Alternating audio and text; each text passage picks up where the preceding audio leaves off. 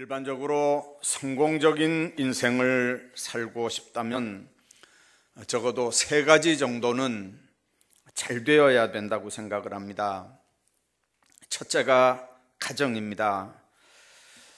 아무리 세상적으로 출세를 하고 성공을 한 사람이라도 가정이 불행하면 그 인생은 불행할 수밖에 없습니다. 뉴스를 보면 정말 부러워할 정도로 세상에 권력을 들고 있는 사람들이 가정의 문제들이 샅샅이 파헤쳐지는 모습들을 보면 정말 안 됐다 싶을 정도로 애처로운 생각이 듭니다. 가정이 불행하면 사회적으로 대단해도 그 인생은 불행할 수밖에 없습니다. 그래서 믿는 사람들은 특히 가정이 복받고 잘 돼야 되는 줄로 믿습니다. 뿐만 아니라 직장과 일터가 잘 돼야 됩니다. 직장과 일터가 있다고 하는 말은 행복하다는 뜻입니다. 크거나 작거나 일터가 있고 일거리가 있는 가운데서 내가 하는 일이 있다면 무조건 여러분들 감사할 수 있기를 바랍니다. 뿐만 아니라 3번째는 사회 구조가 잘 돼야 합니다. 아무리 가정이 행복하고 일터가 잘 돼도 예를 들면 나라가 빼앗겼다든지 부정부패가 심했다든지 공직자들이 엉터리로 나라를 경영한다든지 하면 가정이나 기업이 아무리 땀 흘리고 수고해도 다 헛될 수밖에 없습니다. 축복받는 인생은 가정이 잘 됩니다. 직장과 일터가 잘 됩니다. 사회도 잘 됩니다. 여러분들 가정에도 이런 복들이 있기를 주의 이름으로 축원합니다. 네, 적어도 우리 기독교인들이라고 하면 한 번쯤 지금 이 3가지 복이 이게 인본적으로 될 수 있는 건지를 한번 생각해 볼 수 있길 바랍니다. 다시 말하면 진짜 성경이 얘기하고 있는 복의 의미가 뭔지를 한번 생각해 보자는 거죠. 오늘날 한국교회도 샤머니즘의 영향을 받아서 보이는 축복을 신령한 축복보다 더 중시하는 게 이게 한국교회의 아예 흐름이 되어버렸습니다. 그래서 여러분들 성경이 뭐가 복이라고 얘기하는지는 덮어놓고 세상적인 기준으로 복을 복이라고 생각을 합니다. 그게 하나님이 주신 복인 줄로 생각을 합니다. 그게 성경이 얘기하는 복인 줄로 생각합니다. 그러나 성서적 축복 개념은 구속사 과정에서 나타난 신령한 축복들입니다. 예를 들면 아브라함이 복의 근원이 됩니다. 아브라함이 복이 되는 이유가 뭐냐면 복 되신 하나님과 함께 했기 때문에 그래서 아브라함이 복이 되고 복의 근원이 되는 줄로 믿습니다. 복이 되신 하나님과 함께 하니까 아브라함은 물론 풍성한 물질의 복도 얻고 자녀의 복도 얻고 기업이 번창하게 됐습니다. 아브라함이 자녀나 기업이나 자손이 번창하는 걸 따라간 건 아닙니다. 하나님을 붙잡으니까 그런 것들이 따라왔다는 얘기입니다. 그런데 롯은 하나님보다는 유목민으로 눈에 보이는 넓은 요단뜰을 택합니다. 여러분들, 하나님은 둘째고 넓은 요단뜰을 택하면 잘 먹고 잘 살 줄 알았습니다. 그런데 그 결과는 유황불이 내리는 소돔 고모라 땅이 될 줄은 몰랐지요. 여러분들, 바울이 예수님을 만나고 이방의 사도가 됐습니다. 예수님을 만나고 보니까 학벌도 권력도 모두 의미가 없어졌습니다. 배설물처럼 여겼다고 그랬습니다. 결혼도 안 했습니다. 복음을 전하다 온갖 고난을 다 받았습니다. 마지막에는 죽임을 당합니다. 순교를 당했습니다. 여러분들, 세상적인 가치관으로 이 사람은 예수 안 만났으면 훨씬 더 좋을 뻔한 사람입니다. 그 대단한 학벌, 태어나면서부터 로마 시민권자, 사내들인 공의회 회원, 대단한 권력을 가진 바울, 그는 차라리 예수 안 만나고 사울이었던 때가 인간적으로, 세상적으로 볼 때는 훨씬 좋을 수 있는 사람입니다. 여러분들, 그러나 바울은 예수 믿고 세상적으로 보면 그 사람은 망한 사람입니다. 그런데 정말 그런 걸까요? 오늘 본문을 중심으로 하나님께서 우리에게 주신 하나님 나라의 신령한 복이 뭔지 오늘 우리가 좀 생각을 하고 은혜를 나누려고 합니다. 오늘 바울이 믿음의 아들 디모데에게 보낸 편지 서두에 그렇게 말합니다. 2절에 믿음 안에서 참아들 된 디모데에게 편지한다. 하나님 아버지와 그리스도 예수 우리 주께로부터 은혜와 긍휼과 평강이 내게 있을지어다. 바울은 믿음의 아들 된 디모데에게 정말 요 세 가지는 있기를 원합니다. 여러분들 모두에게도 이 세 가지가 있기를 주의 이름으로 축복합니다. 은혜와 긍휼과 평강이 있다면 이 사람은 복이 있는 사람입니다. 오늘 이 세 가지 말씀 한번 생각하려고 합니다. 여러분들 요한복음 5장에 보면 베데스다 연못가에 물이 움직일 때 제일 먼저 들어가면 어떤 병이라도 낫는다고 하는 소문을 듣고 온갖 환자들이 거기에 다 모여 있었습니다. 성경은 그 사람들이 어떤 사람들이냐면 맹인, 다리 저는 사람, 혈기 마른 사람 등등 여러 사람들이 거기에 모여 있다고 얘기합니다. 근데 문제는 뭐냐면 물이 움직일 때 제일 먼저 뛰어들어가는 사람이 병을 고친다는 거예요. 여러분들, 못 보고 못 걷고 못 움직이는 사람이 거기 있는 사람들 다 제껴놓고 1등으로 물속에 뛰어들어갈 수 있는 확률이 얼마나 될까요? 여러분들, 평생 거기 있어도 1등으로 뛰어들어갈 수 있는 가능성은 없습니다. 그럼에도 왜 그들이 베데스다 연못가에 있었을까요? 몇 번 시도하다가 실패했다면 베데스다에서 병 고치기는 틀렸다고 하는 걸 깨달아야 되는데 그들이 미련을 버리지 못하고 혹 1등으로 들어갈 수도 있다는, 그러면 병을 고칠 수도 있다는 이 근거 없는 소망 때문에 그 베데스다 못가를 못 떠나는 겁니다. 여러분들, 과연 그게 믿음일까요? 성도의 믿음은 그리스도에 대한 믿음입니다. 내 능력, 내 노력, 내 열심으로 뭘 할 수 있다는 건 믿음이 아닙니다. 믿음은 나의 긍정을 신뢰하는 게 아니고 그리스도가 주신 은혜의 약속을 신뢰하는 게 믿음입니다. 베데스다라는 말은 은혜의 집이라는 말이거든요.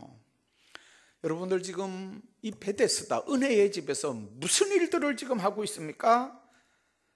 사람들이 달리기 실력으로 1등을 해서 병을 고쳐보겠다고 하는 그런 경주를 지금 하고 있습니다. 딱 준비하고 있다가 물만 움직이면 누가 먼저 뛰들어가느냐, 이게 그 사람들이 지금 눈독을 들이고 바라보는 겁니다.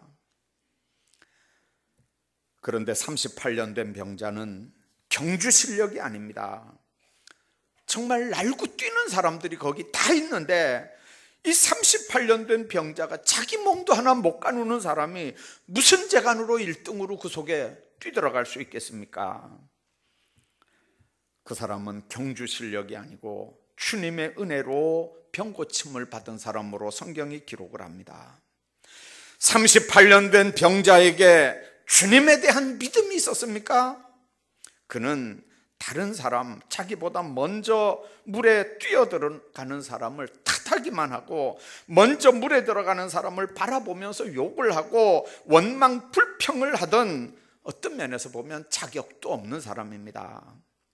그런데 주님이 그를 친히 찾아오시고 고쳐주십니다. 여러분들, 다른 이유가 있었나요?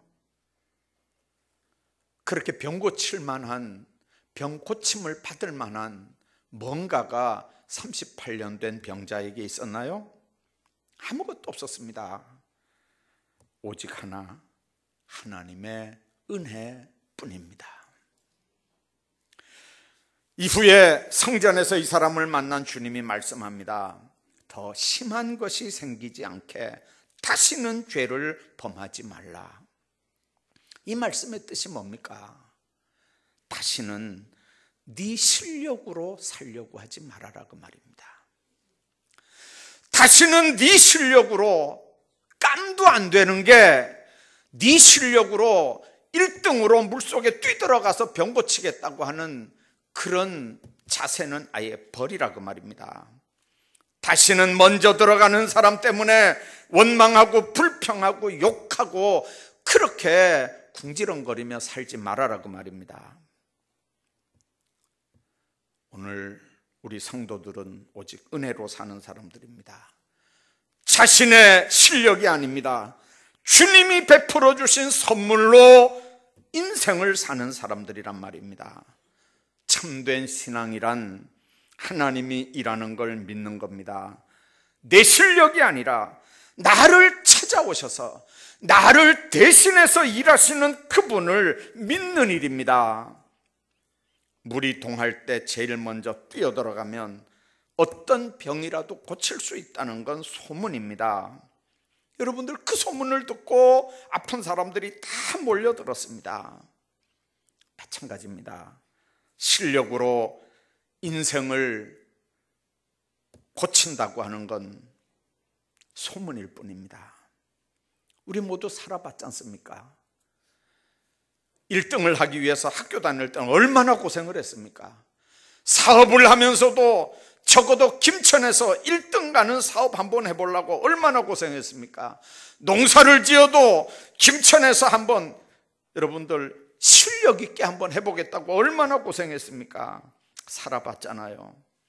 진짜 인생은 실력이 아니고 은혜로 사는 건 줄 믿으시길 바랍니다. 우리는 하나님이 일하신 것을 선물로 받아서 그 은혜로 사는 사람들이지, 정말 내가 내 실력으로 내 인생을 살 수 있는 사람들은 아닙니다. 우리 가정이 내가 일한 실력의 결과가 아니라 하나님이 일하시고 하나님이 베풀어 주신 선물로 가득하기를 위해서 기도하시기를 바랍니다.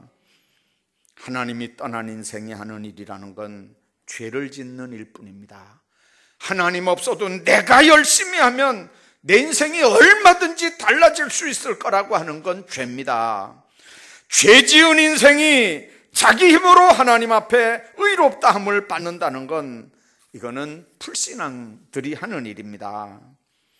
그럼에도 불구하고 죄 짓고 불의하고 추악하며 버림받아야 마땅한 우리 인간들을 하나님은 부르셨고 예수님의 보혈로 씻으셨고 자녀 삼아 주셨고, 그리고 우리가 범한 대로 징계하지 않고 회개할 때를 기다리시고 또 참아주시는, 이게 바로 하나님의 은혜인 줄로 믿습니다.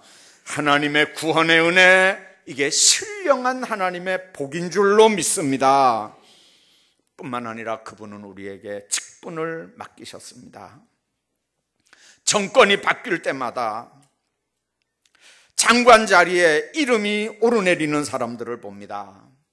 이번에도 7명 장관이 바뀌면서 7명 이름만 오른 게 아니고 적어도 한 자리에 2~3명씩 후보자들 이름이 올랐습니다.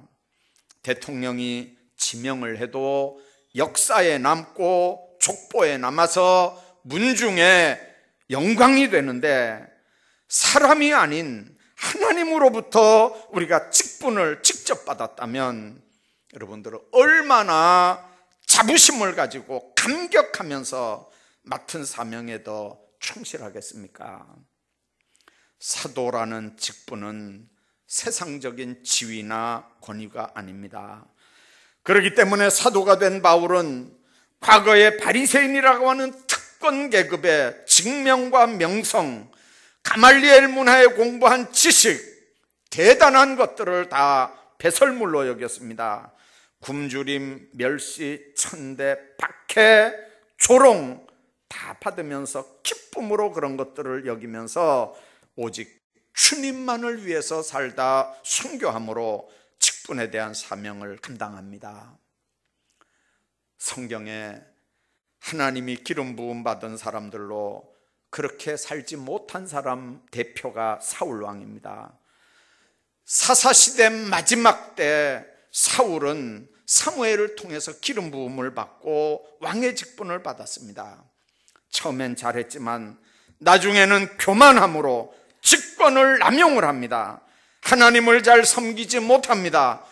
자기 이름을 높이고 자기 치적을 드러내기 위해서 기념비를 세웁니다. 결국 왕위에서 쫓겨났고 마침내 두 아들과 함께 전쟁에서 비참하게 죽어갔습니다. 오늘 우리는 구원해 주신 하나님의 은혜뿐만 아니라 우리를 충성되이 여겨서 직분을 주신 은혜, 직분을 맡겨주신 신령한 은혜에 감사하면서 맡은 바 직분에 충성하는 하나님의 사람들로 사시기를 주의 이름으로 축복합니다. 뿐만 아니라 2절에 긍휼이라고 하는 단어가 있습니다. 불쌍히 여기는 마음입니다. 힘써 이해하고 용서하는 마음입니다.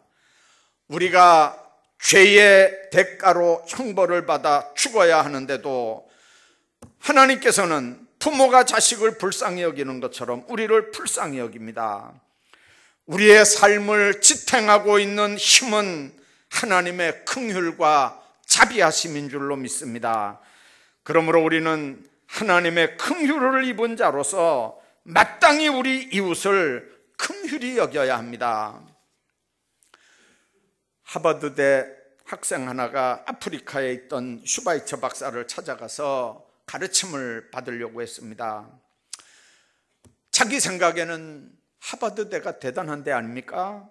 자기가 슈바이처 박사를 만나러 갔으니까 그 아프리카 밀림 지역의 슈바이처가 맨발바닥으로 나와서 자기를 영접해 줄 줄 알았습니다.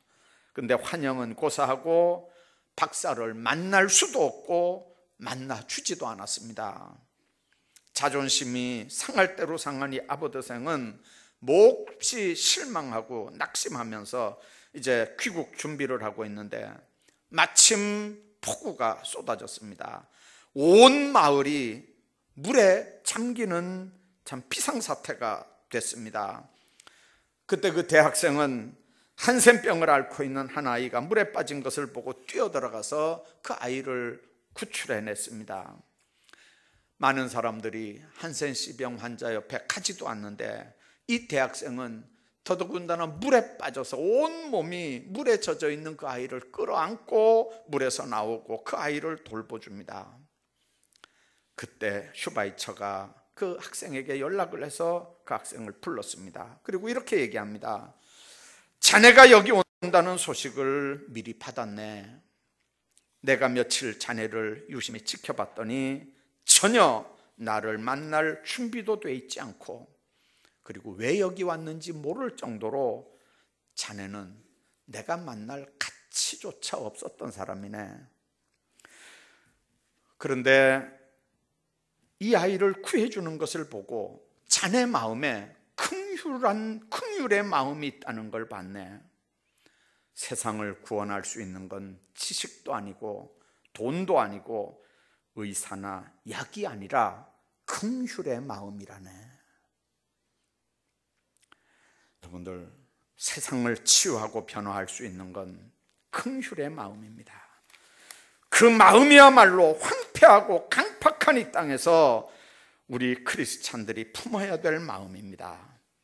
지금도 이 순간에 죽어가고 있는 영혼들에게 긍휼의 손을 내밀어 줄 사람은 바로 긍휼을 먼저 입은 우리 크리스찬들인 걸 우리가 믿으셔야 합니다. 오늘날 우리가 살아가는 가정에도 긍휼이 있어야 됩니다. 흔히 하는 말로 그렇습니다. 젊었을 때는 서로 의지하는 게 있고 기대하는 게 있고 다 그래서 부부간에 만나서 살아가지만 나이가 들면 불쌍해서 살아간다고요. 그런가요? 불쌍해서 살아간대요. 나이가 70이 되고 80이 되면 불쌍해서 서로 살아주는 거랍니다. 사회가 유지되는 것도 사람들이 피차 긍휼히 여기기 때문에 사회가 유지됩니다. 그런데 사회가 산업화가 됩니다. 경제적인 이해관계가 심화돼 갑니다. 그래서 형제 간에도, 아니 부모 자식 간에도 이 돈 문제 때문에 점차 긍휼이 사라져 갑니다. 계산적이 돼가고, 그리고 타산적으로 사람들을 대하게 됩니다. 주님은 이 세상에서 지극히 작은 자 하나에게 한 것이 곧 나에게 행한 거라고 했는데, 우리는 서로를 엄한 율법의 눈으로 판단하면서 세상을 삽니다. 이 세상을 살다 보면 누구도 의롭고 깨끗하다고 장담할 수 없는 걸 우리가 알게 됩니다. 왜냐하면 다른 사람의 잘못을 보고 율법의 척도로 판단했다가는 훗날 자기도 동일한 잘못을 저지르기 때문에 똑같이 판단을 받는 걸 우리가 봅니다. 이번 국회에서 야당 국회 무슨 원내대표인가가 연설을 했습니다. 연설이 몇 번 수도비 되고 막 아우성이 쳐지고 뭐 욕설이 오가고 난리가 났습니다. 어떤 사람들은 사이다 같은 연설을 했다 그러고, 어떤 사람은 저게 국회의원이냐고 난리가 났어요. 근데 어떤 쪽에서는 막 박수를 치고 시원하게 잘했다 그러고, 어떤 쪽에서는 저게 국회의원이냐고, 자질이 있는 거냐고 막 그렇게 하면서 끝났는데, 그 다음날 제가 신문을 봤습니다. 사실은 거꾸로 연설하는 건 제가 못 들었거든요. 신문이 하도 시끄러워서 유튜브에서 뭔 얘기를 했길래 저 난린가 싶어가지고 유튜브에서 한번 그 연설하는 내용을 들었어요. 근데 그 신문에 나오는 얘기는 이거예요.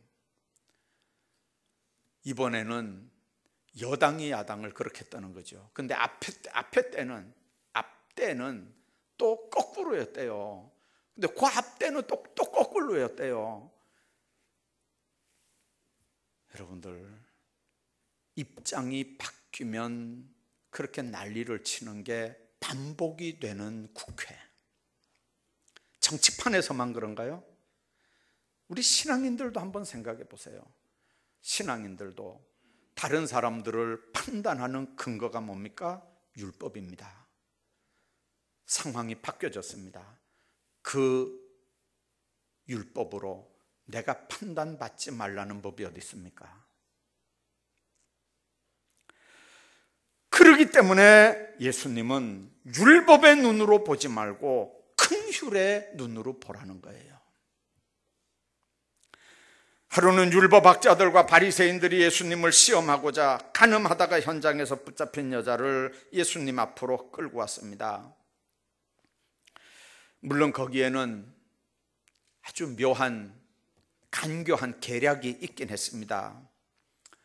죽이라고 하면 로마법에 걸리고 살리라고 하면 율법에 걸리는 아주 간교한 계략이 있긴 했지만, 그러나 끌고 온 율법학자나 바리새인들은 분명히 예수님이 율법대로 여인을 돌로 쳐 죽이라고 할 걸 기대하고 왔는 겁니다. 근데 예수님은 율법의 눈으로 보지 않고 그 여자를 사랑과 긍휼의 눈으로 봅니다. 그리고 살기등등한 그 모인 사람들을 향해서 너희 중에 죄 없는 사람이 먼저 돌로 치라, 그렇게 말씀합니다. 그러니까 죄 없는 사람이 먼저 돌로 치라는 소리를 듣고 바리새인과 율법학자들이 들고 있던 돌과 막대기를 모두 내려놓고 뿔뿔이 헤어졌다고 그랬습니다. 이들은 이 여인을 율법의 눈으로 봤기 때문에 용서할 수 없었지만, 예수님은 긍휼히 여기는 마음으로 이 여자를 봤기 때문에 나도 너를 정죄하지 않는다, 그렇게 말씀하고 보냅니다. 오늘 우리가 신앙생활하면서 기억해야 되는 건 우리가 율법의 눈으로, 율법의 잣대로 사람을 본다면 우리 마음에 들 사람은 세상에 아무도 없습니다. 주님이 행한 것처럼 긍휼로 바라보는 훈련을 우리가 해나가야 합니다. 나폴레옹이 프랑스 황제로 즉위한 초기에 파리를 중심으로 해서 여러 지역에서 나폴레옹의 통치권에 저항해서 반란이 일어났습니다. 어느 날 반란의 주모자가 나폴레옹 앞에 끌려왔습니다. 그리고 재판 결과 그는 사형이 선고가 됐습니다. 그때는 사형 선고되면 그냥 바로 끌려나가서 죽임을 당하는 그때입니다. 그런데 문 밖에서 나폴레옹에게 면담을 요청하는 소녀가 있었습니다. 그 소녀는 자기가 지금 사형 선고를 받은 그 반란군의 딸이라고 하는 걸 밝힙니다. 그리고 나폴레옹 앞에 나와 엎드려 울면서 자신의 아버지를 용서해달라고 애원을 합니다. 너무너무 애원하면서 눈물로 애원을 하니까 그 애원에 마음이 약해진 나폴레옹이 그 소녀에게 이렇게 얘기합니다. 나도 용서해 주고 싶단다. 그러나 네 아버지는 이번뿐만 아니라 여러 번 반란을 주도했기 때문에 법의 심판을 받아야 한단다. 그렇게 타일렀습니다. 그때 소녀가 이렇게 얘기합니다. 황제 폐하, 저도 압니다. 그러나 저는 지금 법의 정의를 바라는 게 아닙니다. 황제 폐하의 긍휼과 자비를 바라는 겁니다. 그러면서 소녀는 다시 자신의 아버지를 용서해달라고 간청을 합니다. 소녀의 말에 감동을 받은 나폴레옹은 그녀의 간청을 보면서 그 아버지를 석방해 줬다는 얘기입니다.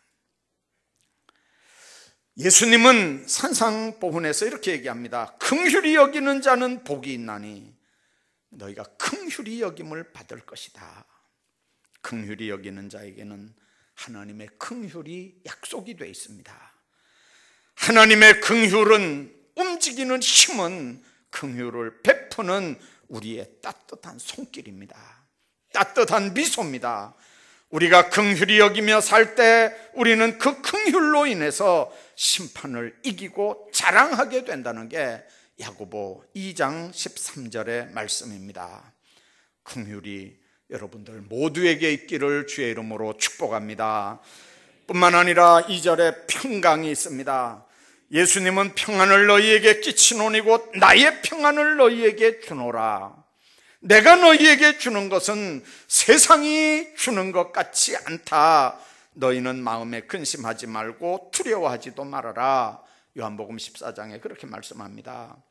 주님은 분명히 평안을 너희에게 준다고 그랬습니다. 그런데 오늘 우리 예수 믿는 사람들에게 평안이 있습니까? 많은 크리스찬들이 평안을 누리지 못하는 이유가 도대체 뭘까요? 심리학자들은 사람이 마음에 평안 없는 걸 5가지 얘기로 요약을 합니다. 마음의 평안에는 5가지 적이 있다고요. 이 5가지 적이 사람의 마음의 평안을 뺏어간다는 겁니다. 첫째 적은 탐욕입니다. 소유욕입니다. 모든 것을 다 가져야 행복한 게 아닙니다. 탐욕이 마음의 평안을 뺏어갑니다. 두 번째는 야심, 성취욕입니다. 나는 뭐가 되고 말겠다. 꼭 그것을 가지고야 말겠다. 난 꼭 이루어야 되고 말겠다. 여러분들, 지나친 욕심이 마음의 평안을 깨뜨립니다. 세 번째는 시기 질투입니다. 내가 못 살아서가 아닙니다. 남이 잘 살아서 불만입니다. 네 번째는 분노입니다. 자기 마음을 다스릴 줄 몰라서 후회가 많습니다. 여러분들, 분노로 사는 사람에게는 절대로 평안이 없습니다. 다섯 번째는 교만입니다. 자기의 자기됨을 겸손하게 인정하지 못하고 언제나 허황된 교만에 삽니다. 그래서 마음에 평안이 없습니다. 지금도 이스라엘 가면 이상한 모자를 머리에 쓴 랍비들이 있습니다. 그걸 현대 랍비라고 얘기하는데, 이 마빈 토케이어도 그 중에 한 사람입니다. 이제 그 사람이 쓴 책 중에 영원히 살 것처럼 배우고 내일 죽을 것처럼 살아라 하는 책이 있습니다. 이제 거기 보면 이런 얘기가 나옵니다. 체룸이라고 하는 작은 도시에 커다란 문제가 생겼습니다. 외지에서 그 도시로 들어오려면 산비탈을 아주 이렇게 깎아서 만든 이런 아주 위험한 길로 와야 되는데, 그 길이 너무 좁아서 사람들이 그 절벽으로 떨어지는 거예요. 죽기도 하고 막 다치기도 하고 근데 그날 또 그 문제가 생겼습니다. 그래서 그 험한 벼랑 위를 따라 꼬불꼬불한 그 길, 어떻게 하면 그 길을 올 때 사람들이 다치지 않을까, 이 문제로 마을 원로들이 머리를 짜냅니다. 대책회의를 또 세웁니다. 엿새 동안 열심히 토론을 한 결과 어떻게 해야 안 떨어질까? 다시 말하면 원로들이 모여서 의논을 한다니까 동네 사람들은 생각을 했습니다. 길을 넓히는 문제가 의논이 되겠구나, 아니면 다른 데로 돌아 들어오는 길을 낼 건가, 별별 생각을 다 하고 있는데 안식일이 가까운 무렵이 돼서 결론이 나졌습니다. 이 원로들이 결정한 건 뭐냐면 벼랑 아래에 병원을 짓기로 한 겁니다.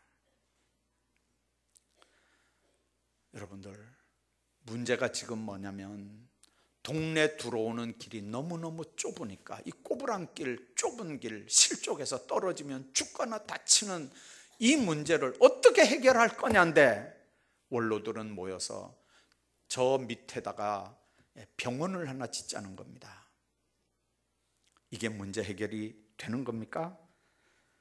여러분들, 인간사에서 이런 근시안적인 해결 방법이 얼마나 많이 얘기되는지 모릅니다. 근본적인 해결이 아닌데도, 눈앞에 작은 문제만 해결하고 끝나는 게 많은데도 그게 근본적으로 문제를 해결하는 건 줄 압니다. 어떤 가정에서처럼 근본적인 해결은 빚 문제가 아닌데, 부부간의 갈등 문제가 아닌데, 그게 그 가정의 문제라고 생각합니다. 주님의 다스림, 주님의 통치권이 심령 속에 있느냐 하는 게 근본적인 겁니다. 주님이 다스리는 평강이 있고 그리스도께서 주시는 샘솟는 평안이 나에게 있고, 그래서 그 평안이 나를 주관한다면 그 평안이 빚 문제보다 크고 그 평안이 갈등 문제보다 크면 빚이나 갈등 문제는 문제가 안 되는 거거든요. 문제는 그 평안이 없으니까 갈등 문제가 더 크게 보이고 빚 문제가 더 크게 보이고, 그래서 집안이 깨지고 파산되는 겁니다. 하나님께서 우리에게 많은 복을 주셨습니다. 그 가운데서도 본문에 기록된 은혜와 긍휼과 평강은 우리가 평생 잃지 말아야 될 가장 중요한 복들입니다. 우리가 세상적으로 바라는 많은 것들은 이 세 가지 복들을 우리가 받으면 따라오는 것들입니다. 따라오는 것들에 목숨 걸지 말고 정말 신령한 복들 받고 그 가운데서 풍성한 삶들 사시기를 주의 이름으로 축원합니다.